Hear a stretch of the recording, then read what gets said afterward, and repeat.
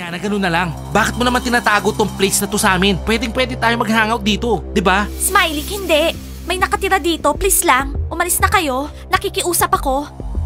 Oh, wow! Di ba ganito yung salamin ng mga witch, yung mga old granny? Isara mo nga yan.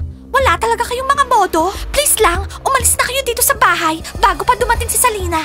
Girls, pwede tama na yung mga zombies na yan. Hindi sila totoo. Hindi totoo yung mga zombies. Actually, totoo sila.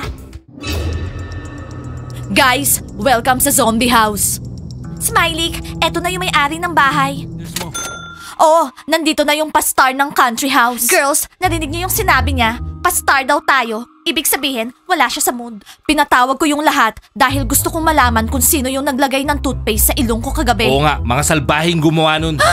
Coach Abby, baka alam ko kung sino yung gumawa nun. Diana, seryoso? Kung sino man yung gumawa nun, hate ka niya. Diana, ano ka ba? Tumigil ka. Pero love ka namin, kaya hindi namin gagawin yon. Mukhang nagsisinungaling sila. O Abby, narinig mo yun? Love ka daw nila. Sabi sa'yo mababait yung mga cheerleaders eh. So, frogs na lang yung hindi natin natatanong. Frogs, dito kayo. Smiley, boys, anong ginagawa nyo? Niloko nila tayo. Hindi nila imimit sila, Zach. Boys, nagpapaliw na ba kayo? Alam nyo girls, kung may gusto pa rin kayo sa amin, tulungan nyo kami batuhin natin ng itlog. So, bumabalik na yung natural na kulay ng buhok ko.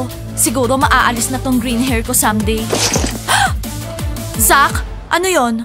Zalina, binabato tayo ng kamatis ng mga teenagers. Anong kailangan natin gawin? Sinasabi ko na nga ba eh, walang magandang gagawin yung mga teenagers na yan. Hindi ka nakikinig. Zalina, pwede naman ako lumabas doon. Kayang-kaya ko sila. Hindi mo na kailangan lumabas. Buksan mo na lang yung pinto. Papasok sila dito. Zalina, ano ba sinasabi mo dyan? Baka may infect sila sa atin. Di ba meron tayong deal? Hindi mo ba ako narinig? Sabi ko, buksan mo yung pinto. Ngayon na. Hello guys! O ba't bumalik pa yung mga to? Nat, sorry. Ayaw na kita. May bago na akong girlfriend. Di ma, ano ba yung sinasabi mo? Saan ba kayo galing? Guys, masaya ako. Okay lang kayong lahat. Naabutan kasi kami ng ulan. Hinintay pa namin huminto. Kaya natagalan kami sa labas. Makinig ka, Dima. May bago na akong boyfriend at kakainin ka niya ng buhay. Kaya tumahimik ka dyan. Okay guys, cancel na yung paghahanap natin. Matulog na kayo. At kayo, mag-uusap pa.